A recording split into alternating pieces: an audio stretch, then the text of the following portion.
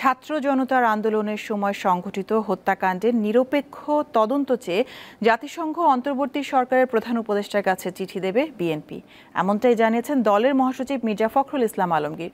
সন্ধ্যায় বিএনপি চেয়ারপারসনের গুলশানের কার্যালয়ে সংবাদ সম্মেলনে অন্তর্বর্তী সরকারকে স্বাগত জানিয়ে মির্জা ফখরুল বলেন, প্রধান বিচারপতি সহ অন্যান্য বিচারপতিদের পদত্যাগ এই মুহূর্তে গণতন্ত্রের জন্য ইতিবাচক। সাম্প্রতিক সময়ে দেশব্যাপী সংঘর্ষ ও সংখ্যালঘুদের উপর হামলার ঘটনায় বিএনপি কোনোভাবেই জড়িত নয়। গণমাধ্যমের ভূমিকা নিয়ে ফখরুল বলেন, বিভিন্ন দেশ সংখ্যালঘুদের নিয়ে বিভ্রান্তিকর সংবাদ প্রচার করছে, যা কোনোভাবেই কাম্য নয়। পাশাপাশি সংবাদ মাধ্যমকে দায়িত্বশীল ভূমিকা রাখারও আহ্বান জানান তিনি।